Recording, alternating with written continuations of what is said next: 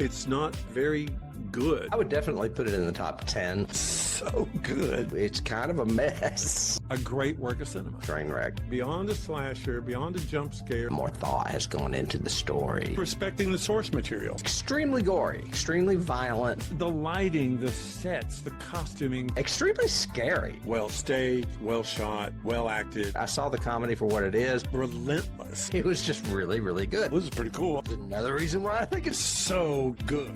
Will somebody get this big walking carpet out of my way?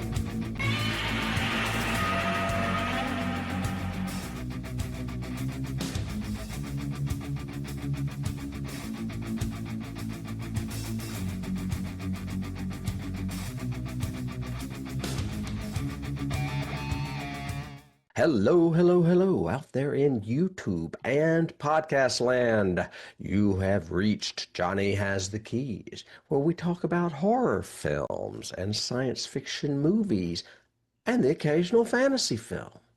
We talk about those things that elevate them above the average genre fare. Are you new to us? Well, if you are, then we'd like to welcome you. David and I are old friends that have been talking genre movies since the cavemen were clicking sticks together and making music and all that groovy stuff.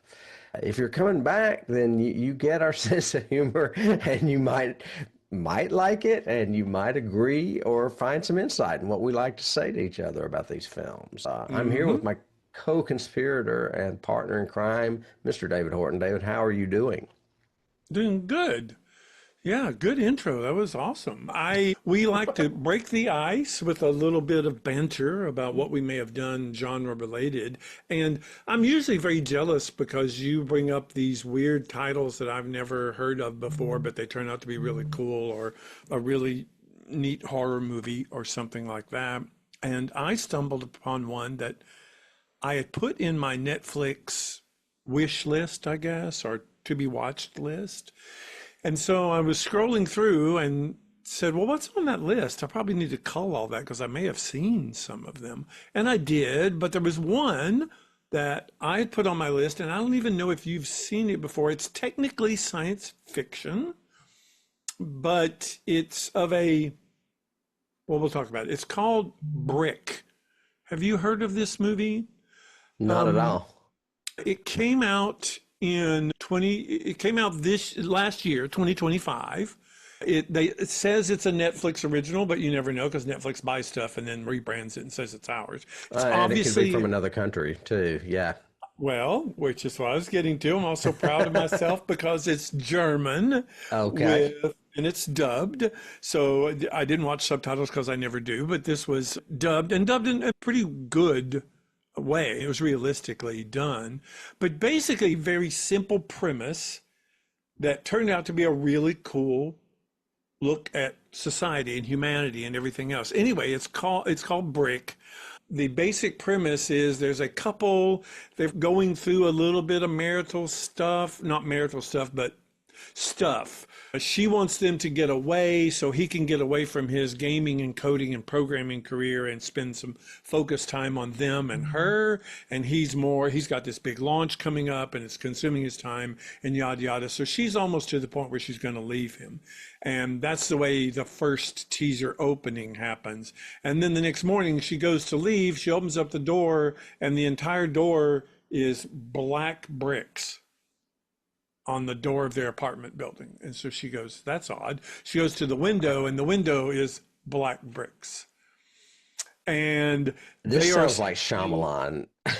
It's got such cool influences. It would be good for our list because there's so many influences to it. This is definitely Monsters Are Due on Maple Street too, because they slowly realize that their apartment building has been locked and is sealed by whatever these bricks are. And they don't know, you can't cut through them, you can't scratch them, you can't do anything, blah, blah, blah. And they slowly break into other apartments through the floor or the walls or whatever and garner other people. And now, do we trust them? Are they telling us the truth? What's happening? It's a big mystery. That sounds really cool.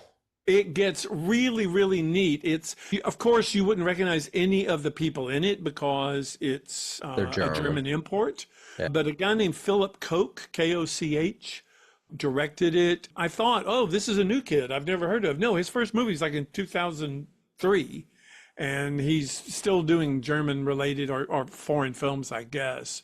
Yeah. But the two leads in it, who you primarily see, are Matthias Schweighöfer.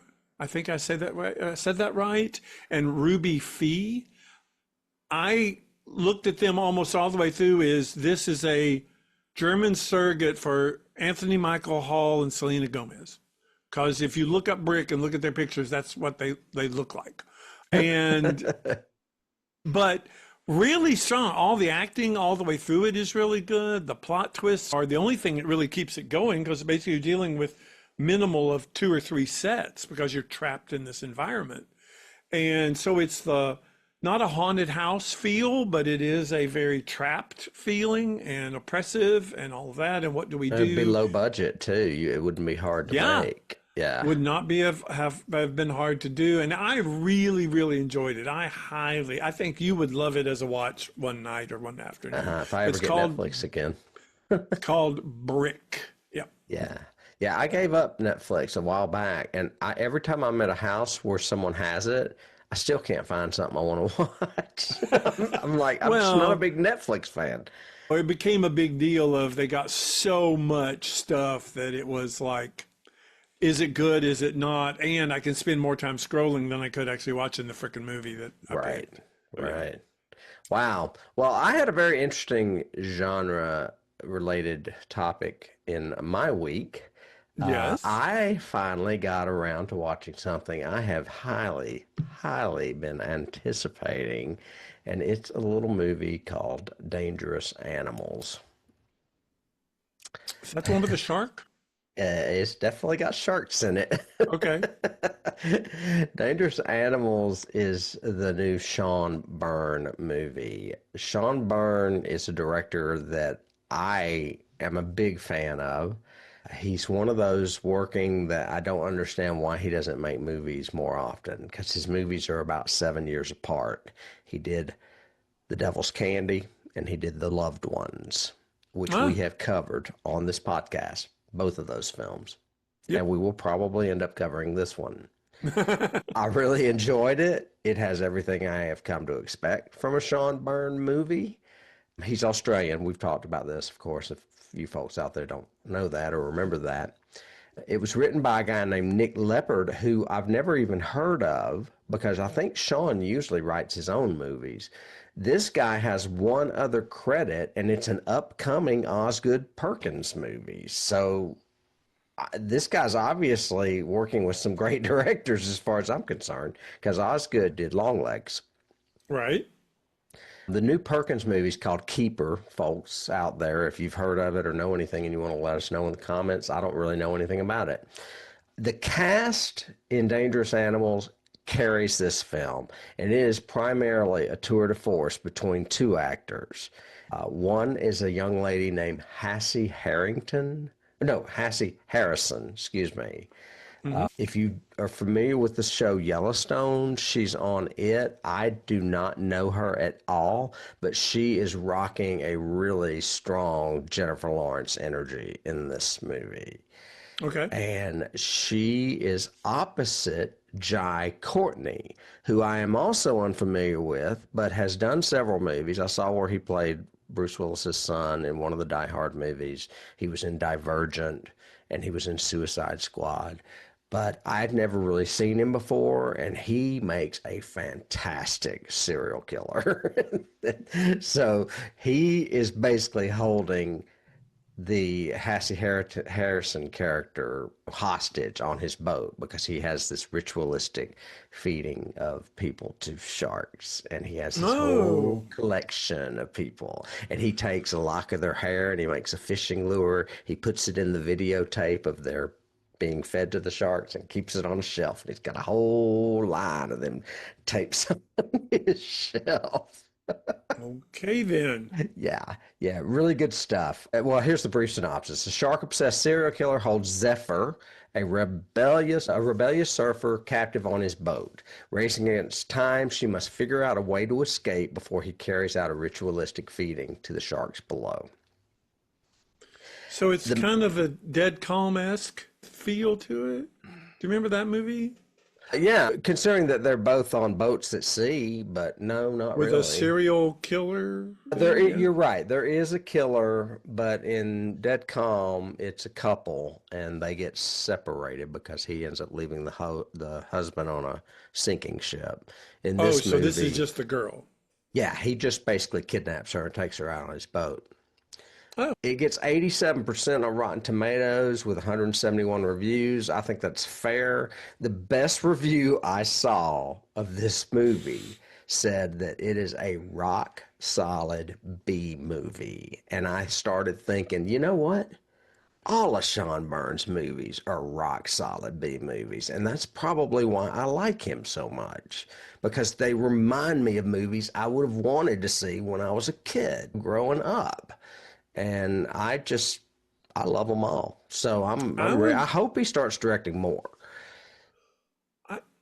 I find his movies very well filmed, though. Yeah. So they, to me, strike me as a degree above a B movie, because But the sometimes B plots- movies remind you of a grindhouse or a drive-in movie. And Agreed. I don't think his really are. They may have topics like that, like a crazy That's it. family that wants to kill you going to the prom. That's But, it exactly. you know. The movies are elevated visually, but the plots are solid B movie plots. Yeah. A sense. shark-obsessed serial killer, a demented prom queen and her father, or the rock and roll family that comes across the devil worshiper. They're all B movie There you plots. go. Yeah. You just did the plots, and it's simple. Right. But anyway, I highly recommend it. I'll probably put it on our list. We'll probably have to see it just for the performances alone, because it's got a strong acting performance. So. Well, segue wise, it's an elevated B movie, but we're going to definitely an A movie as far as Oscar cred and franchisee and everything else. Was it 2 seasons ago we said we were going to do this fantasy? Yeah, this is the third year in a row. So yeah, we coming up on 3 years ago, we said we were going to branch out a little bit. So instead of just doing horror, maybe we do thriller or suspense. Actually, I guess it would really just like be that. 2 years, because we Yeah. did one, then one, and now the third one. So yeah, it'd be Correct. 2 years. Yeah. And for science fiction, maybe it's not just all science fiction. Maybe there's some fantasy thrown in. This is definitely one of the highest regarded fantasies of all time, genre-wise and franchise-wise. If you don't know what we're talking about Lord of the Rings, The Return of the King, the very last in Peter Jackson's original Tolkien trilogy, based on the 3 novels of J.R.R. Tolkien. This is the third one, the last one, the one that got all of the Oscar buzz recognition and ended the story of the ring itself and Frodo's and Sam's quest to destroy it. To give you, this was a big brief deal for, synopsis. well, let me do a synopsis. For those of you who haven't watched it, this is a almost 100-year-old franchise, so you should have at least heard about it, and I'm sure. But go watch it before you come back, because we spoil it, and that's what we do.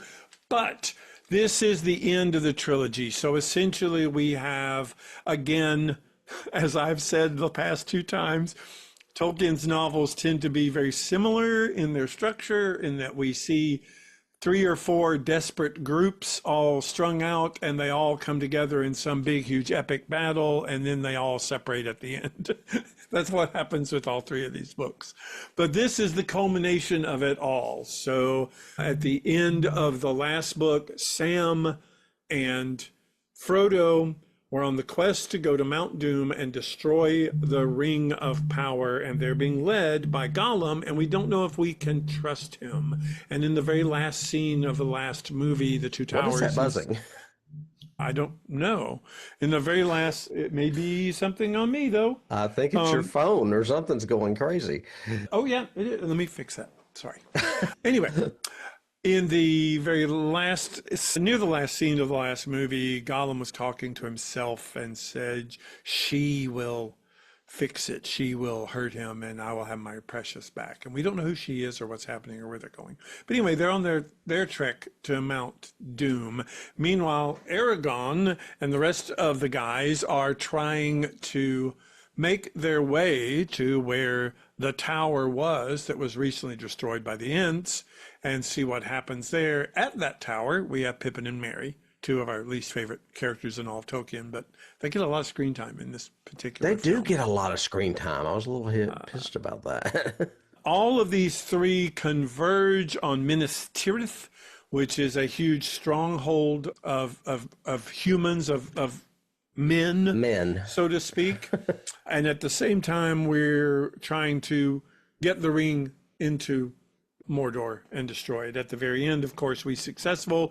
We destroy the ring and Sauron and all the forces of darkness, and we are just left with the beautiful Green Shire and happiness and all of that fun stuff at the very end. Had you seen this movie before? I'm sure you had, probably. I have. I have trouble remembering which ones I saw in the theater. I think I saw the Two Towers in the theater. I'm not sure that I saw this one in the theater, but I got all of them on DVD shortly after they were released. So this was the second time I'd seen that. Like all of the movies that we've covered, it was the second time viewing for all of them. Okay. And my family made it a point of, we watched these on their premiere. So we went to Atlanta to visit other family, and we watched all three of these the day they came out. It was a big deal because these came out 3 consecutive Christmases. So it became a big family deal for those 3 years. I think I shared last time the story of my sister-in-law leaving the Two Towers going, I don't know who any of these people are. And I said, have you not read these books? She goes, no, I have no idea what's going on. So I can understand, and I've said this in the last 2 we covered. I'm sure we're going to repeat a lot of ground here. Of course. I like these films. I see why they were critically acclaimed. I see why it's classic literature. I still would have problems reading it or even watching it at times with all the crazy names and clans and species thing. And it's just a lot of weird words, made up words, I guess you'd say. But now that we're into the third movie, I have less of that. I know who Aragorn is. I know who Arwen is. I know who Frodo and Bilbo are. So, and I especially know who Gandalf and Gollum are. So, yeah. Well, this franchise essentially is a love letter from Peter Jackson and his wife, Fran Welsh, or his partner, Fran Welsh, and Philippa Boyens, who was also the other writer of all three of these. And I think they went on to do Hobbit as well. But there's such a attention to detail and a love of the source material, even to the point of things that Peter Jackson didn't like, but he kept in. Like, Peter Jackson hated in this film the whole idea of the Army of the Dead. He thought that was a stupid idea. He didn't like it at all. He thought it wouldn't work, but he did it anyway because he was fans of the novels expect it. So I'm going to put it in there and keep it in there. That's the cool part. Yeah, I thought so too. I thought it was a really cool thing, but he didn't particularly like it. But, and this was unique in that the first one was so successful that New Line then said, basically, do whatever you want. So he got the band back together, all of the artisans, everything else, and did 2 and 3 back to back, and then edited them separately to release them. I thought he did all 3 of them back to back. I'm pretty sure it was the first one and then the other 2. Okay. But if I'm wrong about that out there in YouTube or podcast land, let me know if I'm wrong. However, it was a multi-month commitment to this cast and crew in New Zealand, 9+ months to film these movies. And then he even went on to do extended cut versions of it. So this movie itself is fairly long. It's 3 and almost a half hours long, and it's part 3 of a 3-part trilogy, and the other 2 are just as long. He has extended versions which are over 4.5 hours long. That's insane. Which is crazy for one storyline. And if you've ever watched them, I don't recommend it unless you're really into Tolkien or you really want to like these characters, because I think his edits were smart. I think the extended cuts, the pacing is really slow on a lot of them, and it's not providing anything that really furthers the plots or the characters anymore. So that's just my take on that. Were there scenes in this one that stuck out to you that you liked, that you thought were Oh great? yeah. Yeah. Well, you just mentioned the Army of the Dead, that scene where he goes in to get them, of course. Any of the horror aspects. The whole scene with Shalab or whatever, the spider that Yep. comes after Frodo, that's terrifying. But Oh then again, yeah. I'm arachnophobic, so anything with a giant spider is going to freak me out. Yeah, I don't mind giant ones. Giant ones, like this one's big enough for me. I can handle this one without being scared. If it was like 20% smaller, I would have an issue with it. No, no, You no. know, That the, stinger, oh, it just yeah, grosses me out. but it doesn't really make sense. Why didn't he use that stinger a lot earlier? He waits forever to use that freaking stinger. So, but He's anyway, clumsy. yeah, I like both of those elements. I really love the way they do the Army of the Dead, the whole approach through the haunted cleft in the mountain, then the whole talk with them to begin with the Hmm. and then the way it's revealed when all the orcs and they're all there and they're like and all of a sudden just Aragorn jumps off and then Legolas and then Gimli and you're thinking that's it, and then all of a sudden he just starts running and then they all just come up over the boat Like and a start wave. just cascading toward him. I was going, yeah. Yeah, no, That it's was really awesome. cool. And I think you mentioned that Peter Jackson didn't like that part of the story. Yeah. I think it's a great way for Tolkien to get out of a bind. When he knows he doesn't have enough men, they're in a fix. It's not a cheat. It's like Right. it's a legitimate reason. These guys are looking to air a wrong they committed in their past. And to make up Uh-huh. for it, they do this as a favor to the future king of Gondor or to the current king of Gondor and go Hmm. haul. And all of a sudden, you think they're outnumbered when they're not at all. Yeah. I thought it was great. I like the whole Witch King, the Nazgul death. I thought that was really cool. Although I wish they had hinted just a little bit sooner that no man can kill a Nazgul. That was the thing. No man can kill him. It was very Macbethian. I was going to say there's so much Odds. Shakespeare in this, but yeah, Oh, yeah. Macbeth is one of them for sure. Yeah, definitely. And I think, but it was really cool that she got to do that. And that was a great scene. I like the way it was done. Yeah, I I like thought so too. I like the opening. I thought the flashback of Smeagol and how he originally found the ring and became Gollum was really cool. It was a very interesting choice to open the film with. I liked it because it said, "Hey, let's just go backwards a little bit and show you why he is this way." And it was a neat introduction to reintroduce you back into the third film. Yeah, starting with that flashback and then going to now here we back are with Gollum and Frodo and Sam. Yeah, I think all of these choices that we're mentioning are one of the reasons why this is the one that won all the awards. It probably is the strongest of the three. I don't know. I favor the first one a lot just because I like a lot of the storytelling plots in it and the introductions of the characters. It's the and everything else. introductions. Yeah. However, this one's, like you said, got great stuff to it. It's got some good, it does have some shoddy CGI in places, especially now it looks dated, but other places it's amazing. And with the amount that they had, I think I have, let me check my notes real quick. I have in my notes that a normal movie averages about 200 to 250 visual effects shots. This movie had 1,487. That's crazy. So kind of why. Yeah, maybe not all of them are perfect, but the majority are damn good. Any other scenes that obviously the last scene, well, not the last scene, but the scene of Frodo trying to throw the ring in and becoming possessed by it and the fight with Gollum. That's a good Yeah. scene.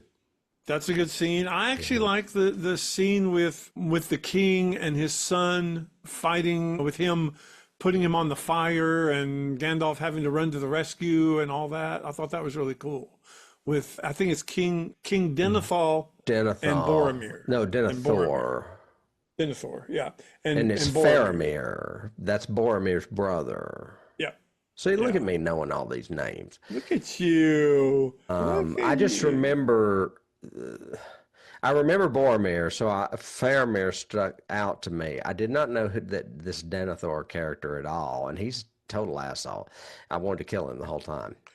Yeah, the king wannabe, I called him. Yeah, he's the Yeah. steward of Gondor. He looks like Ray Wise from Twin Peaks with long hair. Yeah. Well, it's what's his name from The Fringe that is such a good. He's actually a really good Oh, actor. yeah, it is that actor. I forgot. Okay, you're right. I recognize him now. Yeah. I don't have a picture of him. But he's from The Fringe. But yeah, and there's so many, like you said, maybe yeah, they gave this one a lot of the Oscar nod, not only because it's the third and last one, supposedly at the time, but also because of just there's something to be said about establishing characters and the opening and meeting them and everything else, but there's also something to say about the closure. So like even down to the shards of Anduril, which is the broken sword that the elves put back together and then give to Aragorn to do the last battle. Well, that's cool and neat, and you remember stuff like that, and that's a really cool twist to it. So, It's very Arthurian too, which I have in my keys, because it, by their forging the sword back together, it makes him qualified to be the king of Gondor or whatever, be reestablished as the king of Gondor, kind of like pulling the sword from the stone. yeah, Tolkien meant to resurrect Arthurian mythos when he was trying to do the original novels and everything. And yeah, you mentioned reading earlier. These, to me, my daughter-in-law would disagree because she loves the Tolkien in any form, but these novels are not a fun read. There's not a lot of emotional involvement in them at all. It's a very mythological. It doesn't even have the backstabbing and the fun of like a Game of Thrones or something like that. This is a very predestined destiny, fight your own heroic journey all the way through. And it's probably like reading Lamort d'Arthur, a little boring in places. Yeah, I'm sure. Yes. So yeah, there's a lot of that. And I do have to say, as far as scenes, before we jump out of that, I do like the line. We'll get to it when we get to characters, I'm sure, but I do like the line where Sam says, "I can't carry it for you, Mr. Frodo, but I can carry you." Right. It makes that it's a great line. carry up the hill. I think that's a great line. And I do think this movie should go down in history for, as far as I know, in my experience, this is the movie with the most endings of any movie I have ever seen. I counted 8 endings in this movie. Really? I don't remember that many. I think about 3 or 4, but I've got them listed. Oh, okay, good. Whenever you want to hear them, I'll let you know. Okay. Well, if you have that theory, I have the whole theory that hobbits are gay, all of them. Well, okay, let's go. Okay, so I thought let's go there when we get there. You could say brotherly, knightly, whatever love. I'm telling you, them hobbits are gay. And that's coming from a gay guy. And you're coming from a gay guy that likes beer. And they like beer too. So. I was going to ask, quite honestly, because I really do think there are times when there's a lot of homoerotic stuff between Sam and Mr. Frodo. Between Merry and Pippin, too. Oh, yeah. Merry and Pippin, too. Yeah. So if you're getting it, I think maybe J.R.R. Tolkien was telegraphing it. Yeah, I think the whole reason Frodo left at the end is because Sam married that girl. Okay, I hadn't thought of that. Yeah, no, I have my theories. If you're going to get a beard, I'm leaving. Yeah. After all that, you're going to marry her? God. We could have lived happily and written our stories together, Sam. Right. I'm out of here. I had not thought of that at all, but there you go. That's good. That's good. Yes, there is a lot of that in this, I think. I've got a lot of my notes. I'm sorry, go ahead. I was just going to say, by the same token, Arwen is pseudo-betrothed to Aragorn. He wears her necklace, for God's sake. Yet this other girl just busts on in there wanting to have him from Gondor, and she can't. He hints at this triangle without it being that. So. You're talking about Arwen and the Eowyn. Is that how you say it? Eowyn? Eowyn. I can't believe I remember these names. I know you're doing really good. What I started to allude to is that when I did my notes for this, Hmm?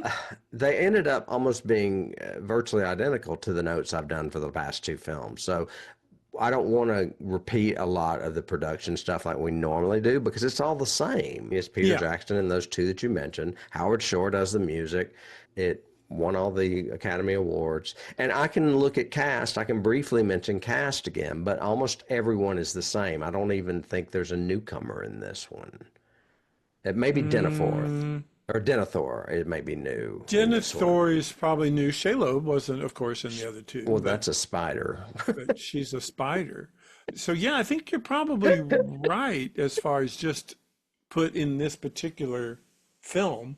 I Right. think yeah, there's a lot, and there is a lot of because it is a continuing story. He definitely is continuing the story, and I think I mentioned one change that he made was in the novel Return of the King. It ends with Shelob. It ends with the spider taking Frodo and encasing him, and then him being taken by the orcs to the lookout tower. That would be a much better cliffhanger. Yeah, well, but I think he created a good one in the whole Gollum going back and forth of going, it's mine, no, it's not, no, it's, yes, it is, no, it's, I thought that added to a little bit, but it wasn't as big a cliffhanger as the whole Shelob thing. But yeah, they're very similar. They're the same cast, they're the same locations. Is new, and I thought that design was really cool. Oh, it's lovely. Yeah, that's a beautiful castle, and it looks like a stronghold. Yes. As opposed to Helm's Deep, which looks like a great big wall up against the mountain. So this was a great building and production value on that. But I did have some issues with it, similar to what I had in the other ones, in that could he have trimmed it even more? Maybe a little bit of What, the trimming would battle? have helped. Anything? Just all the way through. I think you've gotten my notes. Okay, so the Battle of Minas Tirith is over. The elephants are gone. The Army of the Dead has been released, and we still have an hour to go in the movie. Yeah. So it can be a little long. I think unless you appreciate the story, the mythology of it, the history of Tolkien, I don't know if you enjoy There's a lot of the Sam versus Gollum in it. They may could have cut some of that.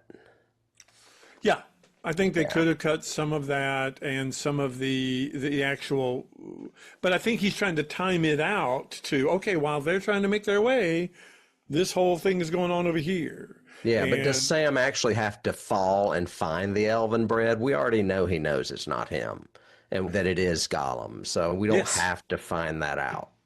yes, good idea. Yeah, it's a good trim there. It would We need also Mary- probably make his return more powerful because you're not seeing him as much. And then all of a sudden he shows up to be to the rescue or whatever. And do we really need Merry and Pippin finding the Plentier and knowing what Sauron is wanting to do and all of that? We don't, it doesn't affect anything. No. Look at us redirecting another movie. And no, that Peter Jackson. But usually we redirect the ones that need fixing. This one doesn't necessarily need fixing. True. I really did like this movie. Since we don't want to go through all the cast and character and everything else, I did have a couple of trivia kind of things. One is a compilation I found online, which I thought was great that I'll read. But another one is, let's talk about those endings then.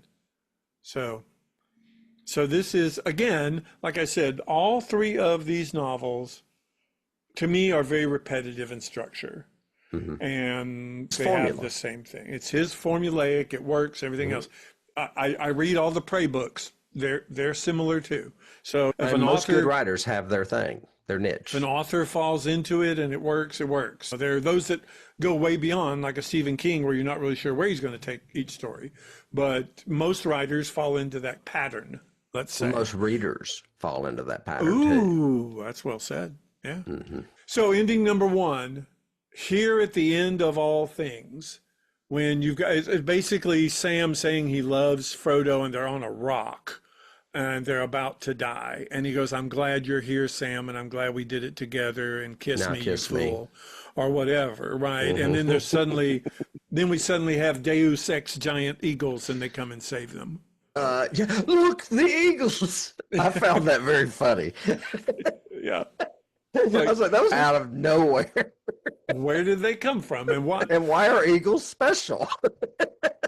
Well, because these are giant eagles. You never see them. And eagles can eat dragons because it's in Dungeons and Dragons. I don't know. They can attack Nazgul. Yes, they can. Yeah. But anyway, so that's ending number one. They essentially could have had them fly off on the eagles and you roll credits and you're happy in the Shire. Ending number two is what I call the curtain call bedroom, which is that lengthy damn scene where Frodo wakes up and sees Gandalf first. And all this is done in intense close-up of Gandalf and Frodo, and then some 2 and 3 cuts as people come, because everybody comes to the door, sees Frodo, and then runs over to the bed to hug him or be with him or whatever. And it ends with all of them there in this big, huge clutch. Again, we all love each other. This is great. Roll credits. That's ending 2. Ending 3, of course, is the coronation. It starts with the Star Wars ending. Yeah, it's the Star Wars. It is exactly the Star Wars. But it's him singing the song. Gandalf crowns him, which I don't know why the wizard is crowning somebody. But anyway, but he goes down, and then that's where he has the whole. Then we go to, and it ends with all them cheering that the king has returned. The Return of the King, the novel. Here you said the title. And Chewbacca yells in the end. Right. Mm-hmm. Then you have the Elven royal wedding, because right when you think that's done, suddenly Arwen appears, and then they love each other, and you have the wedding, and there you go. Could have rolled credits. Could have rolled credits right there. Now, ending 5 is when everybody parts, and he sees all of his hobbits there, and they kneel, and he says, "You bow to no one." Right. And he bows to the hobbits, and everybody in Minas Tirith gets on their knees. Great big huge shot of all of them on the top. And everybody's crying and yeah. Roll credits, we're done. But no, then we go to the Shire and we show that life goes on, and now we have a wedding. And I have in my notes, Shire life goes on. Here's a wedding saying, "I'm not really gay, please believe me." That's what I have in my notes. Or was it Sean said, "Please put this scene in so they don't think I'm gay." So they don't think I'm gay, please. But it ends with the wedding, and even Aragorn's there, Legolas is there, everybody's there, it's all nice, roll credits, we're done. No, now we go to the boat. So we have the boat, the elven boat is departing and leaving, and I do love that scene, though. If he had just done that as the ending, I would have bought the whole thing, but I love that whole scene where you're saying goodbye to Bilbo, and Bilbo has that great line about, "I think I feel like another adventure. I think I'm ready to take another adventure." And he goes on the boat, and then Gandalf turns and looks at Frodo and says, "It's time." And they all look at him like, "What?" And I like that. I love that whole scene. And the way they did it was so emotional with how do you say goodbye to your friend, everything. I loved it. I thought it was, and then they cut with long shot, showing the harbor, boat going away into the distance. Nope, now we're going back to the Shire, because now we're going to finish the book, and we're going to finish writing the book and do all that. And that's the very end, is the final pages and closing the book. So 8 freaking endings for a show. And Peter Jackson has gotten flack for that. And he has actually, there are actually documentaries where he talks about the fact that I really felt that every element needed closure. And I needed all of those. It doesn't bother me. It really doesn't bother me. Yeah. It's just a sticking point for me, because it bothered me from the very first one. I was going, okay, and we're time to get, oh no, something else. Okay, great. That's a great ending. Okay, we're back here. Yeah, but I think he saved the best ending for last. And yes, and even though I like it and have no problem with it, I don't understand it because I'm not familiar with the book. I don't know what the Undying Land is. What the fuck is the Undying Land? Because that's where they're going. It's where the elves go. It's the time of men now. It's the end of this age of Middle Earth, because the elves are leaving. All of them are going away. And there will only be men and dwarfs left. And then the dwarfs will soon die out. That's the prophecy from the books. is this Okay. is the age. The reason for all of this was to, in a way, unite the tribes of men again, because Gondor and had been in battle the whole time with the other tribes of men. So it was, how do we get them all together again? But that's where they were going. The Undying Land is where all, and most of the elves had already left. It was only I thought they were all dead. Arwen, her father, and a few others that were left. Because no, remember at the end of Helm's Deep, Legolas at the end of, or halfway through Helm's Deep, which is the Two Towers, they said, the elves aren't coming to help us. They're not coming. But then suddenly a legion of them shows up the night before. All of those guys with all the the archers. You're talking about the Two Towers. Yes. In the Two Towers. And I thought a lot of them got killed. I thought like almost all the elves got killed. A lot of those did there, but the rest of them, the reason they weren't there is because they took all the boats and left. Oh, and just left. See ya. And the only ones really left were certain contingent of elves, and then the wizards, Galadriel, Right. Merlin, Gandalf, yeah, and the others. So Oh yeah, Ian McKellen looks so cool in this movie. he does. And there was times when they did an extreme close-up of him, and with that nose, he looks like Patrick Stewart. I was like, oh my God, are they related? Because the nose makes him look like Patrick Stewart, and they're like best friends. So I just thought it was kind of ironic. Yeah. Oh yeah. And I don't have any qualms at all about any acting in this entire film. I think everybody does a great job. No, and we've made fun of it here and there, especially with the gay stuff. But I still love the movie. I think it's great. Oh, it is. If they were gay, it would be even better for me. But I don't care. I just think it's a fun thing to make fun of because it's not even subtle. Oh no, It's not at all. It's pretty clear that Sam's got some strong feelings for Frodo. But oh yeah, whatever. oh yeah. And we can make fun of all the different endings. But I will say this. I tried to watch Star Trek The Motion Picture not too long ago, and it took me 4 starts to get through it. I sat down to watch this the other day, and I watched it start to finish and did not hardly get up. Yeah. And it's twice as long and not boring at all. Yeah. I did have COVID, which may have helped, but I didn't have a problem. I think there's more of an investment in these characters. Even though we knew those characters in motion picture, they weren't written like the characters we remember. I think we talked about it when we covered it. You didn't have a lot of the chemistry that was there because they were trying to make it a Spock conversion story, and that didn't work. And in this one, we know Aragorn's going to be the hero. He is going to be the swordsman. He's going to fight. Legolas will be right there jumping on elephants and shooting everybody, and Gimli will be counting all the ones that he's killing. Well, that's a good example, is the fact that it had been 11 years since Star Trek had done anything together, and the chemistry was not there. In this movie, they were all filmed really close together, and the chemistry was still there big time between all those characters. So, and that's why it works.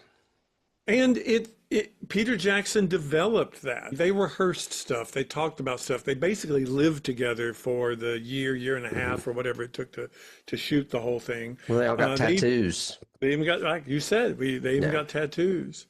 I did have 2 trivia things. One trivia thing was that for the last scene at the gates of Mordor, when Aragorn and the guys are trying to they're essentially trying to draw the forces of darkness of Sauron's armies away from Mount Doom so that Frodo and Sam can sneak up there.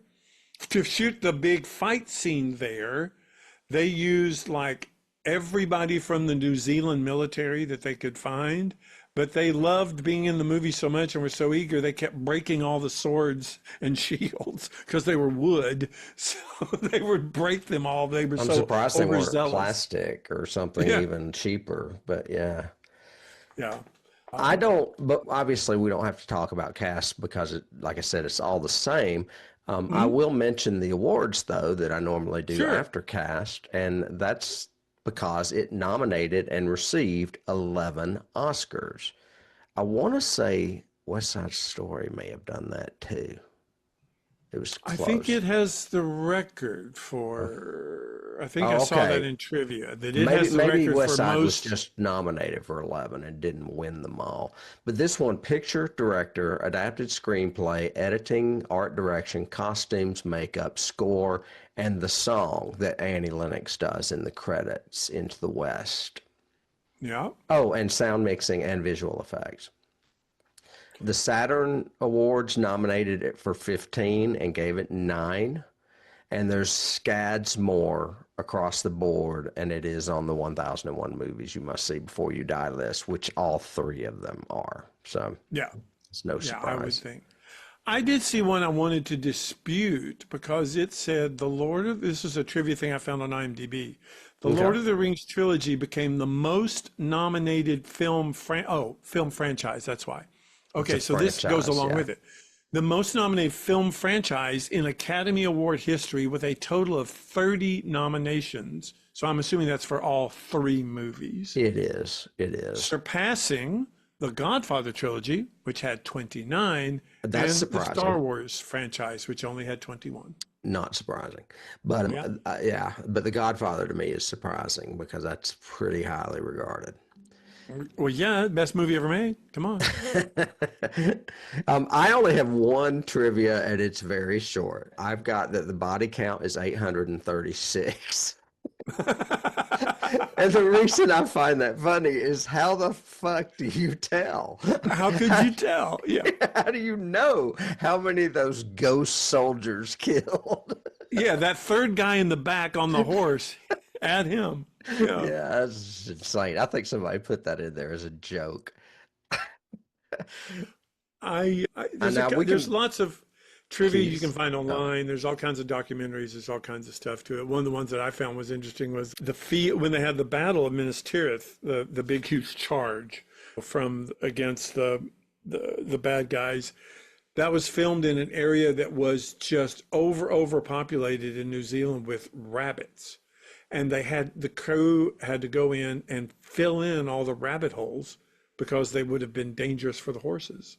So they had to spend oh, over 2 weeks filling in rabbit holes oh my before they could gosh. shoot that I shot. guess you just use a tractor and graze the land somehow. Probably, That would be yeah. crazy. Yeah, you wouldn't want to be breaking legs. But yeah, they said they could not risk having a horse No, fall when they're having these huge no, that's charges. inhumane. That's awful. No. Yeah. Yeah. So, and then my last one is that compilation I found. So, facts and numbers about the trilogy. So, this is about all 3. Over 6 million feet of film was shot during the productions, That's insane. 48,000 swords, axes, and shields, and makeup prosthetics, 20,602 background actors, 19,000 costumes made by the wardrobe department, 10,000 crowd participants at a New Zealand cricket game who made orc army grunts. He actually had them record the grunts so that he could add it to the soundtrack. 2,400 behind the scenes crew members at the height of the production, so over 2,000 crewmen. 1,600 pairs of prosthetic hobbit feet. 250 horses used in only one scene alone. So that's when they're talking about the Minas Tirith battle scene. 180 computer visual effects artists employed, 114 total speaking roles, 100 real locations in New Zealand, and others in the wardrobe department, 30 actors and actresses trained to speak fictional dialects and languages, and it took 7 total years of development to do all 3 movies. That doesn't surprise me. The only thing that surprises me is the 6 million feet of film or what. I can't imagine. That seems Yeah. inconceivable to me. That's how he did all this extended stuff and all this other. They said that he actually went and shot 2 or 3 close-ups of something. I can't remember. I didn't put it in my notes, but of something that he wanted to add to the extended version. He shot that 2 weeks after the Academy Awards ceremony because he wanted to add it to the extended version. So he was still shooting the movie after it won the Academy Award. That's crazy. That is just crazy. So, Yeah, you yeah. got to learn when to stop. Nothing's ever going to be perfect. Right, right. Well, then he went on and did, and this is Love it. getting to Keys. He went on to do The Hobbit, a short Mhm. novel that he turned into three long movies, then did their extended cuts, and then did Rings of Power, which is, he doesn't, Peter Jackson is not involved in Rings of Power, but that is a franchise. That's a key that's grown out of this. So Is he not a producer on that or something? he's executive producer, but he really doesn't have anything to do with the show running. Okay. Well, that's a good segue to Keys. I was headed that Hmm. way. One of the things you mentioned that you thought could be cut, I kind of like, and that's the plantier that Mary finds at the Hmm. beginning that Gandalf takes away from him. It's like a black orb. Yep, same one that Sauron had. Yeah, that is very Dark Tower, Stephen King. They start showing up in the fourth novel, Wizards and Glass. That's what the glass is. The first one's a pink glass that Rhea the Witch has. It's like a giant Mm. pink crystal ball. But later on, there's like a black one that shows up, and they're all throughout the rest of the Dark Tower. And it just obviously King will be the first to tell you that Tolkien inspired a lot of the Dark Tower. So Yeah, makes sense. that in I'd particular, forgotten it. yeah, This trilogy, whether the literary novels or these movies, there are dozens and dozens and dozens of influences, both leading up to it and going away from it, coming after it. You wouldn't have in my list, and we covered it in the last two, you wouldn't have Dungeons and Dragons. You wouldn't have Magic the Gathering. You wouldn't have a lot of the video games that were spawned that tell these heroic stories, whether it's Gods of Power or whatever, without Tolkien and without Lord of the Rings. So, I put some of those that you mentioned, and I put Le Morte d'Arthur because we were talking about the Arthurian legend oh, stuff. King Arthur definitely influenced Tolkien. So that's where that came from. Right. The whole Willow, another a George Lucas property, is very influenced by Lord of the Rings. So is Game of Thrones, of course. But I have some that I tried to find more obscure ones that we hadn't too. mentioned in the other two movies. What do you have? The Wizard of Oz. The Wizard Is that of one of Oz, yours? okay. That is not one of mine. I'm curious. Well, the Green Witch King city reminded me of Oz, but even more so, anytime I saw orcs marching, it reminded me of the Witches' Guards marching. Oh yeah, especially when they're coming out of the town Yes. of the Yeah, the whole fortress. time I was like, this is like Yeah, Oz. This is crazy. yeah. And it was green. I was like, wow. You could hear oh Exactly. yeah, yeah. Well, That's you great. couldn't hear it obviously, but you could hear the feet marching Uh-huh. in rhythm or whatever. We talked about Shakespeare in general, and just the fact that this is a very Shakespearean style of story and telling. But you definitely have the whole Macbeth thing that we mentioned, but you also got Othello, because I think Gollum is like Iago. He's always whispering in Frodo's ear saying, he's bad, don't trust him. I did not So get that's that, but you're right.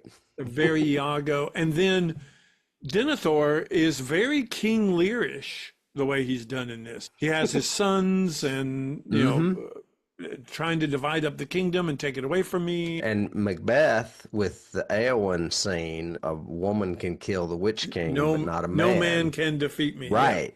But I've got Henry V with Aragon's speech before the battle. So that's four Shakespearean plays we just mentioned. Yep. Yeah. Very much so. It's a big speech he gives. Just I can't think of the name. St. Crispin's Day speech in the play, St. Crispin's I think. Day. Yeah. Yep. And Henry V. Very good. Those, all of those I think are part of it. And go on that line, Braveheart was also inspired by Henry V and by this, because he does the whole go up and down in front of the troops. And one day we will do it, but not today, because today we will. How is that guy at a mile and a half away over there able to hear what you're saying and cheer when he just goes, hey, everybody else is cheering. Yeah, whatever. He's one of those 836 that died anyway. It's like Monty Python doing the, what did he say? I think he said, blessed are the cheese makers. So yeah. because you can't hear that far. Back Go to ahead. my Wizard of Oz. I mentioned the Green City and the marching of the guards, but also the goodbye at the end when he's telling Oh, yeah. all of the hobbits goodbye, and I Sam is think I'll clearly miss the you most. scarecrow. I'm Yeah. gonna miss you the most. Exactly. Yes, yes. To- totally true. I've got The Incredible Shrinking Man Oh, because the that's spider. how Sam kills the spider, is he gets underneath it and stabs up into it with Hmm. Sting in Yeah. order to kill him. And that's just the way that the guy killed the spider, the tarantula. I've Yep. got Klingons in general, because in Klingons there's a huge, you see it a lot in Next Generation, which you haven't watched all of, but there's a huge power struggle. And whenever a, a chancellor dies, similar to like Star Trek 6, there's a huge power vacuum, and all these other families vie for who's going to be king and who's going to take over. And that's all these kings and families and fighting and loyalty and yada yada. So, and this movie has a lot of that. We don't even know at certain points if, oh shoot, what's the other country? Gondor and where Yeah, Erwin is, Eowyn is from. The guy, all the guys with the hair, the horses, the da da da. Anyway, we don't even know. Is the king gonna say, "Am I going to go to Gondor's aid or not?" There's a lot of these political battles that are And going you, on. what did you say that was Klingon lore or Yeah, it's a Klingon? Klingon structure. It's the way the Klingon, the whole Klingon civilization is based on that. It's based on power I'm struggle not and sure how to loyalty and connect that as honor, a key link, but that's okay. family politics. Yeah. So, I have Pirates of the Caribbean. All the dead, why? Oh, the all the dead dead coming to, army. oh, the dead Yeah. army. That makes It's sense. Yeah. very, very Pirates of the Caribbean. Uh-huh. I have a whole trope, and I don't Yeah. know if it predates Tolkien, but if it might, but the whole trope of uniting foes against a common enemy. Because, like I said, Gondor and these other factions were always at war amongst themselves and everything else, but Aragorn can unite them all against their differences to fight Sauron, the ultimate evil. And what And was the that's key? whatever that trope is of uniting enemies against a common foe. It's almost like the same thing is in Watchmen, that same feel of we've got to give them something else to aggress against. The same thing with, there's an Outer Limits episode about scientists trying to create an alien so that they can fake an alien invasion because that will unite the countries of the world. 9/11? There you go. Yeah, I know what you're saying, but I don't know what the term is for it, where you use a common enemy to overcome differences. Yes. Right. Yeah. Whatever Yeah. that is. So yeah. Yeah, I don't know what it would be called But I either. see that a lot in this particular one, even down to the armies of the dead, because they have to. Normally, they would be killing them and pestering them, but there's something a lot worse out there. Right. So You mentioned The Incredible Shrinking Man for the giant spider, and I'm going back to Stephen King again and It. Clearly, he was inspired to do The Dark Tower from Tolkien, but he could have easily been inspired to make a giant spider in It because of Shelob in this true. as the ultimate baddie in his book. But I also have, again, I think I mentioned the other two, but I mentioned again, not Star Wars, not just because of the hero's journey and the sacrifice and all that stuff, but the production and design of these vast, huge, amazingly big places with no freaking handrails anywhere. There's no, Minas Tirith has no freaking handrails anywhere. Nobody well, in, you could just fall off the edge and into yeah, you just fall right off the infinity. edge of the abyss. The same thing with Mordor is the same way. All these huge things with Or the there's steps that no Frodo and rails. Sam have to climb yeah, with which are Gollum that are literally straight up. vertical like a ladder. Like a and ladder, you're trying yeah. to climb. Yeah. And they So- fall, but they always land on a ledge shortly below. One small ledge saved Yeah. my life. And they Yes. sleep on one. Yeah, that's funny. I have H.P. Lovecraft Ooh. because of the Haradrim elephants with all the Okay. tusk and like tentacle looking things coming out of their mouths. Do you remember Yeah. when the Haradrims show up? They're Yeah. like they're like they're like friends of the bad guys, I guess, that show up. Some show up by sea, some show up on these weird looking elephants. And these elephant monsters reminded me of like Cthulhu stuff. Yeah. I think they have a stupid, that like Oliphants or whatever, what they're actually called. No, The that's elephants Timothy. themselves. What? No, that's Timothy Oliphant. Timothy Oliphant. He's on Alien Earth. But I really think they're called Oliphants. Anyway, but yes, Okay. I agree with that. And they come up, if you want to use a key to the other movie, they actually come up because almost like, oh, and he's got a cave troll. And oh, it's not orcs anymore, it's Orokai, which are actually bigger and badder than orcs. So they always have this Deus Ex monster that comes up at the end. Okay, yeah, yeah. Eagles. Yeah, it's the Eagles. That's a Deus Ex Machina if I've ever heard one. Oh God, Eagles. yeah. Eagles. Uh, Oh, I can't quit coughing. We talked about this briefly in text while I was watching it, but Led Zeppelin, yeah. anyone that's a fan of Led Zeppelin knows that Robert Plant, well, first of all, it's England and he's British and he's influenced by Tolkien. The lyrics to Ramble On mention Gollum, the evil one, and Mordor. But he also has a song called Misty Mountain Hop, which is where Gollum hung out. There's other songs Well, that are that's loosely actually where the connected as dwarves well. are from, is Misty Mountain, above the Misty Right. Mountains. So it's just Led Zeppelin in general. It's the only thing I can really come up with. Or I Yeah. could pick Ramble On for a specific song, I guess. Yeah. Yeah. I started to say something earlier before we got into keys in that it's just so British. I don't know that it's a key because it's the place it's from, but this is steeped in British lore. This whole thing. That's where the yes. Arthurian stuff comes from. That's where the Shakespearean stuff comes from. It's just embedded in this. So it's a big piece of British fiction. Yes. And I think it is to literature as not immortal, I guess, maybe as important as Shakespeare. Mm-hmm. I think these three novels, J.R.R. Tolkien wrote these novels and embedded them in this culture, not just of England, I think that's true, but also in literature itself. Mm-hmm. Something like no one has ever done.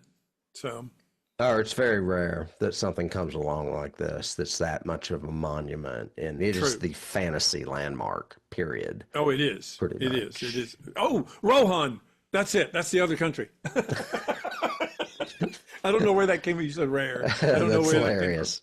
that came from. It's Gondor and Rohan because they are the Rohirrim or whatever is the riders. The ones on the Yeah, horses. but if you don't have anything else key wise, that's all I had for my I have keys. one last key, Okay. and it's Titanic. Oh, And it's because Sam keeps saying, "Don't you let go, Mr. Frodo. Don't you let go." because I love you. Because I love you, and there's room on this raft for you. You get up here. Come on. We're gonna go have babies. Hold my hand. Yes. Oh, we're so mean. If the ring fits, wear it. Come There you on. go. There you Yeah. go. And it's a big ring. It is.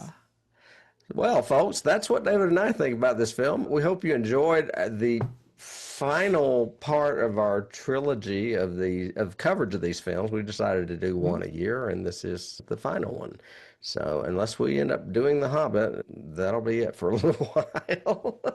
Who knows where we'll go next? Who knows where? But we'd like to Thank you for listening or watching us on YouTube. If you have any comments that would like to let us know something we may have left out or something that we just may not have even thought of, we would love to hear it down below. If you like what you hear and see, you can also see more little shows on YouTube, our YouTube channel, or if you really want to support us, you can hop over to Patreon, where we have additional shows, many of which are free and some of which are subscription based. If you're into some television stuff, we've got Star Trek shows over there, we've got X-Files shows over there, and we would love to welcome you into those. So come on over and see us.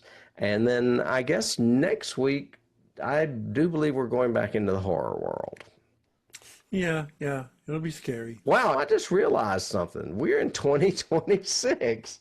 This is Yes, our we are. first show in 2026 because we did a whole month of horror really in December. Yeah. And now we're back. So, Starting a new year with a fantasy. So there you go. yeah, there you go. Look forward to it. I look forward to it too. I'll see you then, David. All right. Bye. All right, bye.